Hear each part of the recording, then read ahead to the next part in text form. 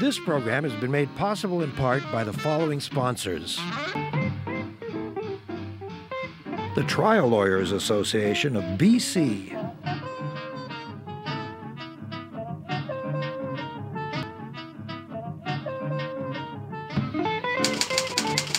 The Vancouver Courier newspaper.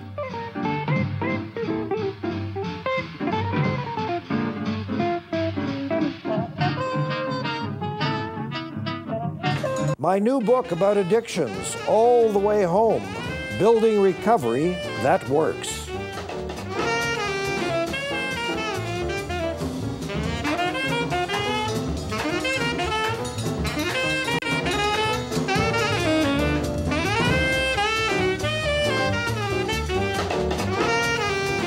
VisionQuest Recovery Society is in the business of taking some of the most difficult of society's flotsam and jetsam, alcoholics, drug addicts, ex-convicts, people sentenced by courts and so on, and turning them into citizens. Not an easy task, and they do it very well. It's one of the largest organizations of its kind in the provinces, and as I said, also takes on the most difficult of clients and does it very well.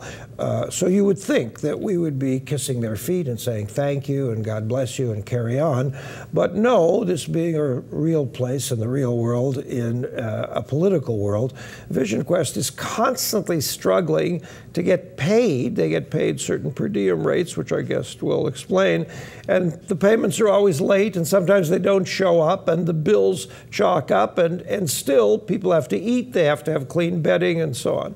Let's leave all of this to the good coverage of our friend Jim O'Rourke, who is the executive director of VisionQuest. Hi, Jim. Great to see you. Good afternoon. Especially as I know you haven't been feeling well lately with the most bizarre ailment, but you're still doing your work. Yes. Yeah, good. Tell us, give people a picture. It's hard to grasp this, that you have, I mean, I've seen all these places, except for I haven't been up to Logan Lake, but I've seen the other, you got all these sites. How many now?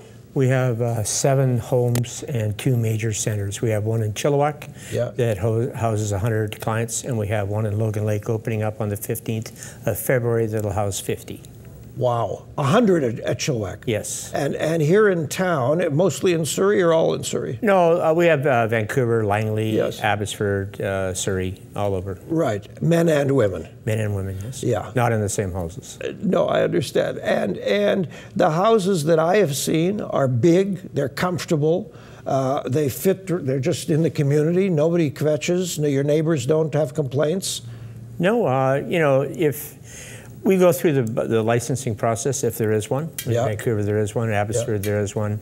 Langley, they don't have one, and neither does Surrey, so it makes it a little bit difficult to do things. But we follow the rules of 10 beds per house, which is provincial fire. We take only prolific offenders, so that means in order to qualify for our houses, you have to have a minimum of 30+ convictions. Wow. So at today's date, we stand at 167 clients. Now, as you know, I work one day a week at a for-profit private clinic. Yes. That's a totally different kind of clientele. People pay a very large dollar for 28-day treatment, and very few, some people, but very few of those clients have criminal records. They're just people who have serious addictions. Yeah. But the folks you have not only have addictions, they're also addicted to going to jail a lot. Yeah, that's a second home. You know, they'll have their family reunion at the state pen or provincial Canadian Penitentiary Services, where they, you know, the grandfather and uncle and nephew and niece and everybody's all in jail together. Hi, George. Yeah, it's the way their cycle has continued. So what we try to do is stop the cycle from going. So in a provincial jail, it's $207 a day per client. We get paid a per diem rate of $30.90 a day. So I save you $206.10 a day. I think we need to say that again so that the viewer really gets this. If someone is in a provincial jail, we, the taxpayers, are paying $207 a day to keep this poor fool in that dreadful place. That's right. But at your place, where there's a chance of changing their lifestyle, It's $36 or something. $30.90. $30 a night, okay. So we have a contract with the government that says we get paid from day one. Yes. And that's not happening. Well, after we signed the contract, they decided to change the rules on it, say, well, they have to qualify for welfare. So we have to find out. Now, remember, they've been in jail for the last 6 months, 8 months, or whatever.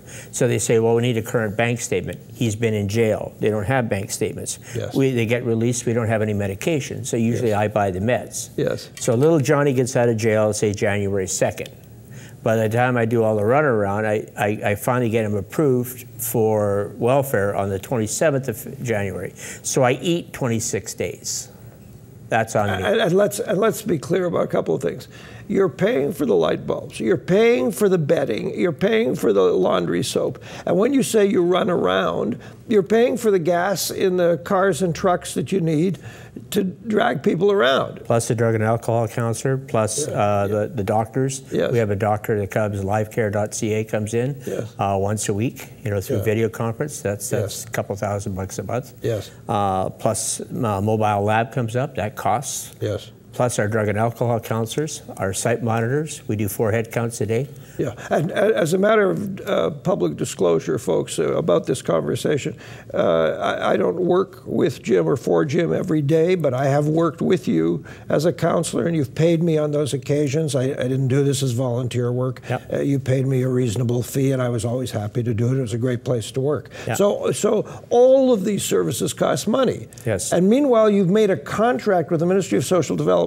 Yes. Whatever that is. That's welfare. Okay. Yeah. So and they agreed to pay us $30-90 a day as a contract state from day one. And they changed their mind. They said, well, no, legislation won't allow it. So we asked, for about 2 years, we asked what part of the legislation. They said, well, read the legislation. I said, we've read the legislation. They said, well, you're reading it incorrectly. About 1.5 years ago, we got a guy that retired from the ministry, and that's what he did, was read over legislation. Yes. So we had a conference call, we had a chat with everybody and said, okay, he said, he would talk Form EO, I don't know, he lost me somewhere in the conversation. Yes. But he agreed them that it wasn't in legislation, that it was a management decision that they made at their level, not to pay unless they were qualified by welfare.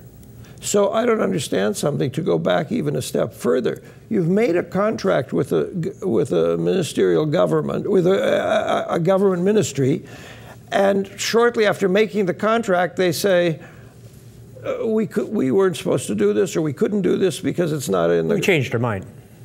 So if I made a contract with you and I said I changed my mind, where would we be going, David?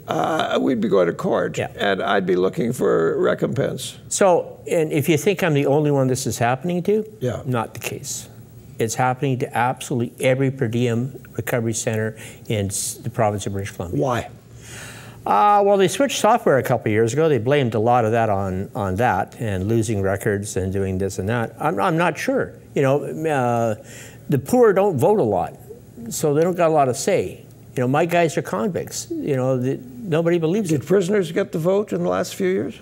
I think they do. Yeah. Our guys, when they're out of jail, didn't for a long time. When our guys get out of jail, we try to encourage them. You got to remember the average age of my guy, he may be 45 years old, but his cognitive behavior, the age that he solves his problems, is anywhere between 11 and 15 years of age. Well, you're giving him a lot. I usually think about 6. Well, we did the test. Some of them, the fetal alcohol guys are 4 to 5, right? So, and there's not much we could do about that. But getting them proper counseling, getting them a proper diet, trying to keep the drugs out of the camp. We drug test. We have drug dogs that come by. We do our very best to make sure it's a clean camp. And I've seen you, because we know each other well, I've seen you throw people out who are violating the basic rules. Yes. You do not permit drugs and alcohol. You do not permit people breaking the rules. No. Because you have to have a clean environment, right? Well, the one thing that's lacking in today's society is accountability. We don't get accountability from just about anywhere. They give you free dope if you want free dope. They give you whatever you want just so that you don't bother them. Are you a social worker? No. Are you a psychiatrist? No. Are you a medical doctor? Nope. Then how are you qualified to do this? Because I have professionals that work for me, and they have all the credentials and the alphabet behind their name. I'm a drug addict. I'm 23 years clean, and I understand what I got clean for. And I'll tell you, if I would have tried to clean up today, it'd be a hard time. Did I make this up, or am I recalling accurately that very recently you celebrated a pardon? Yes. Yes? Yes. Yeah.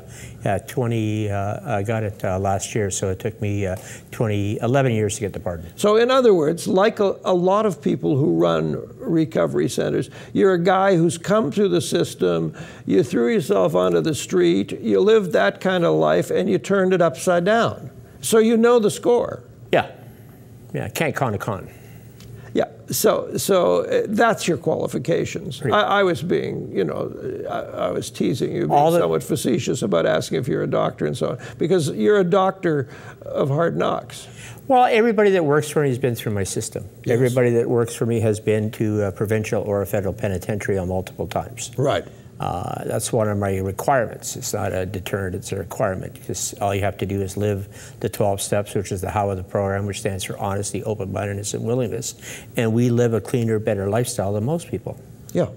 We've already been to hell. You're a proud father. You have a wonderful teenage boy that I know you're so fond of and proud of, and so on. Yeah, single parent. Yeah. And may I tell people you're a seriously religious person also. You don't push your religion on anybody, but in your own personal life, you take your own religious history seriously. Well, in any program it says you can't go until you find a higher power. Now my higher power is Catholicism. I'm a Catholic. Right. So that works very well for me, but it doesn't work for everybody. And you don't ask people to do that? No. I want them to find a higher power. I don't tell them where it is. Yeah.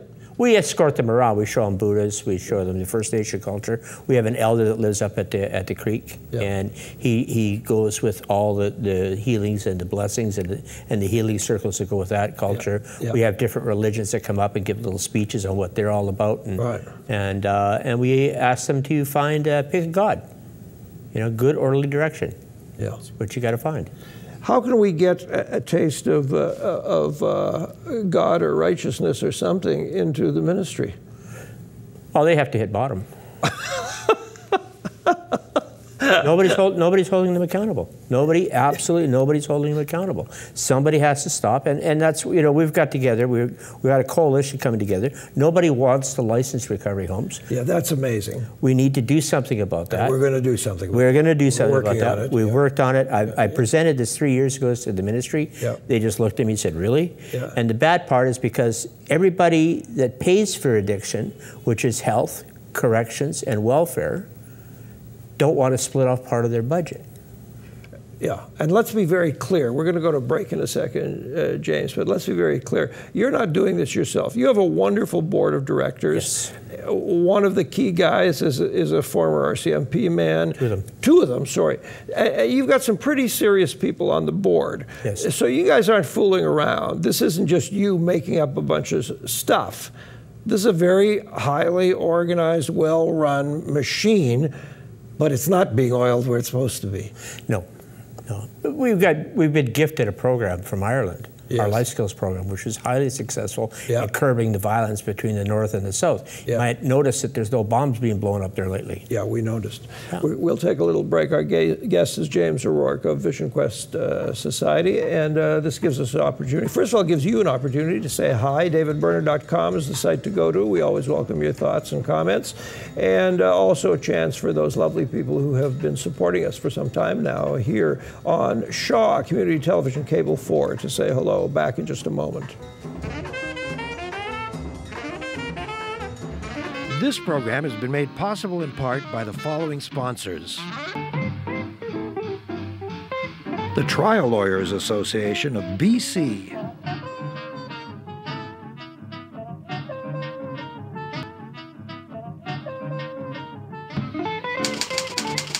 The Vancouver Courier newspaper.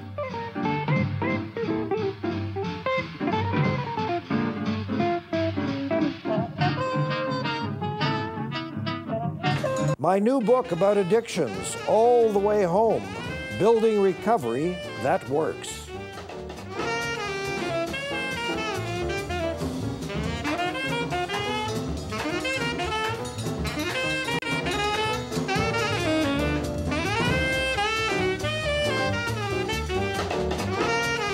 Yes, here we are again with James O'Rourke from VisionQuest Recovery Society, who struggles to get paid to do the work that he's contracted to do. Here's a brilliant little piece of an email at the bottom of an email. As of last Friday, your staff advised my staff that if I did not stop complaining, my invoice would be delayed for the 30-day pay cycle, etc.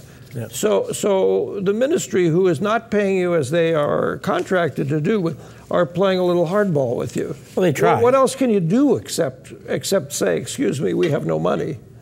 Well, you know, it's beyond the point of even having no money. It's, you know, it's just a joke. You know, we've been in touch with just about all the ministers. Everybody's got a sympathetic ear, but not one of them's coming to the plate with a check. You know, BC Housing, I would say, would be the only ministry that's stepping up to the plate that's helping us with subsidized mortgages, and like they're giving us Logan Lake, you know, and doing a phenomenal. That's Coleman. That's now, Coleman. Coleman's a buddy of yours, and he's enthusiastic about what you do. Yeah. And you're a very wily, much more so than I am, very wily political operator, and you do have people from the province very much on your side. Yeah. We have the politicians on our side. I'm not sure if we have the bureaucratic end on our side, but we do have the politicians. Well, let's help the folks understand what a big difference that is. It's one thing to have the Rich Colemans or even the opposition, the Sue Hamels, batting for you, but they don't actually run the machine. No. The machine is run by the $100,000 a year people who sit at desks. And work 32 hours a week and got every second Friday off and don't really care. Yes. You know, they'll type an email on Friday at 4 o'clock when they have to be there and send press and see you back in 2 weeks.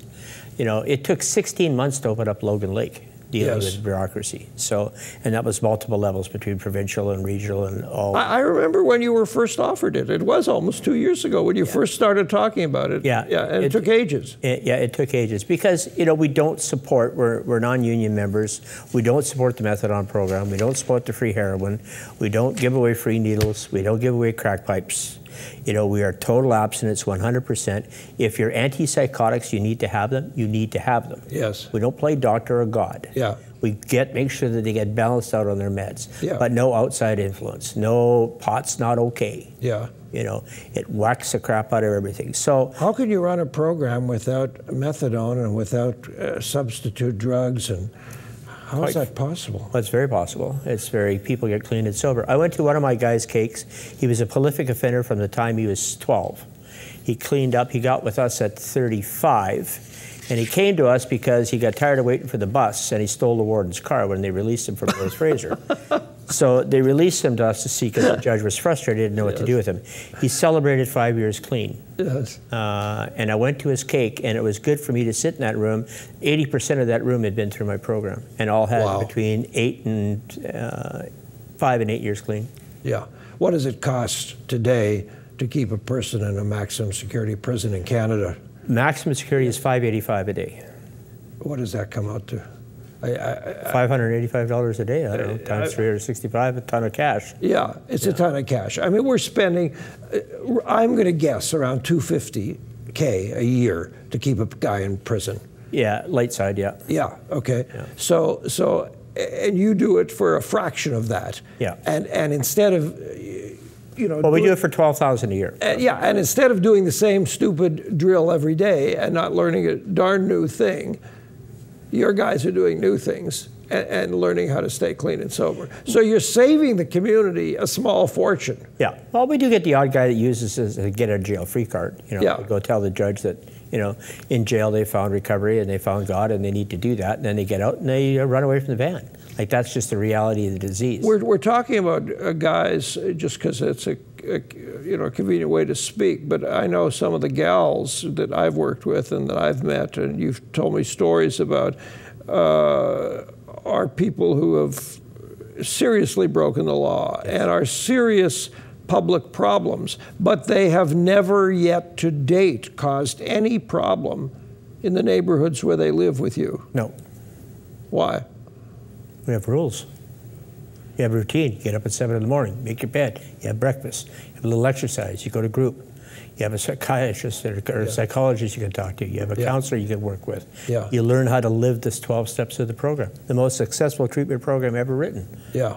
I've watched some of these kids, everybody to me as a kid, I've watched some of these people go from screaming memes, violence, and so on, to being really lovely, pleasant people working hard to make sense out of their lives. Yeah, the first 30 days is always a little rough. Yep. But you've got to get the jail mentality out of them. Yep. And then once you get that out, then you could start reintegrating back. Each one of my guys has to do a minimum of 100 hours of community service. Yes. So we did the Langley Senior Games. We did all the parking. I remember that. Yeah. So the guy, I think one of the reporters asked, is worried about car thieves? And I said, oh, we got all 10 top Canada car thieves right there. Don't worry about it. Nobody's going to steal any cars. Yeah. We did the Grey Cup. Yes. Volunteers. We sent 40 guys down to volunteer for the Grey Cup. Yes. We do tons of parking at Christmas Eve for different churches and making sure their parking lots are free of criminals so they don't come out and find out their cars are broken into. Very sensible, isn't it? It is. Guys who understand stealing cars, watching the parking lots. Yeah, they'll look for their friends. Time to leave. Yeah. So they do pancake breakfasts for different churches. Help out and fundraise. They'll go clean yards. They'll pick up the cigarette butts that are left behind at a church where the meeting's at. Jim, what do you need to get this cleaned up? How can you get these folks at their desks to shape up and just do what they're supposed to do and just pay you so you can get on with your work? I think public awareness. I think everybody needs to understand that, what's going on and how it's going on. And really, we're the last guys you want to have go away. Because if you go away, if I go away, where I have tight regime and monitoring of these people, then they're living in houses and you're going to have another Judy Pascal. Yes. You're going to have a guy wandering around that hadn't checked in with his PO because he's not in a supervised location, killing a 17-year-old girl. Because he's in a flop house that calls itself a recovery house and doesn't deserve to have that name. No. Because it's just a flop house. It's a room and board crack shack. Yeah. So, what did you say in one of these documents, or did you just say this to me when we were standing here, about all the things that you have been spending money on in the last few weeks out of your own pocket? You're not getting paid, but what was that list? Well, an inmate gets released from jail and we pick them up because we don't like them to get let out. So we go pick them up. Yeah. We don't get their meds. So like the other day, we got a guy out, he was severe epileptic. We had no idea. He went into a seizure. Ouch. He had no medical because he was in jail. So no welfare coverage. So I had to pay his $173 for his medication so he didn't have seizures. Which you put on your personal credit card. Yes. Yeah, nice. I spend about just shy of $2,000 every couple of months on medicine. Times that by 10 years. And you're waiting for someone to cover this. Well, no, I'm just putting it in a file. There is a payday. It's going to come. Eventually. Sure, election's coming. Why do I have this number stuck in my head? I don't know, some document you sent me ages ago of 347,000 or something about that I had this sense that you were way behind in one area. In the last 10 years, we are out $776,000 in back payment from the province of British Columbia and rents that haven't been paid for room and board that we've supplied to the province. In the last 10 years? Yep. Monies that you will never see? They say no, but I'm optimistic. You just keep at it. Yeah, I'm Irish. Yeah. Yeah. What about your friends in government? Can they lean on these folks? Can they say, look, let's stop fooling around? Everybody's tiptoeing through the tulips, right? So we'll have to wait and see. Why? Why do people tiptoe? Oh, I don't know. They all got their agendas and their reasons. And I got a call yesterday from by the way, did you call the guy, Al Jazeera? Mr. Yes. Al Jazeera? Good. Yeah, are you going to do something with him? Excellent. Yeah, so he's asking me why everybody tiptoes around these issues. He says, we've got people, ready to talk about how wonderful free heroin is. But when we try and get people like yourself to say it isn't wonderful, it's stupid, everybody's gun shy. Oh, I say it all the time. I know you do. Yeah. If you're trying to put out a fire, you don't use gasoline. Yeah. An addict understands one thing, more. Yes. So you're going to give him so much heroin a day. Well, that's going to double every 3 weeks. Right. So do you pay your taxes to keep somebody high? No. And where does it stop from there? Because under Section 7 of the Charter, yes. right, everybody's allowed under the rights of the person to be treated equally. So I'm addicted to cigarettes. If you're giving him free heroin, you got to give me free cigarettes. Absolutely. How about alcohol? Hey, I'm addicted to alcohol. You got to give me free alcohol. I have to have my cappuccino every day. Absolutely. I'm a coffee bean nut. Yeah, I like speed. I like to drive down the road at 300 kilometers an hour, and I don't want to get a ticket. Yeah. You know, but that's my addiction. That's what I like to do. You leave your son at home when you do that? Oh, yeah. Yeah. So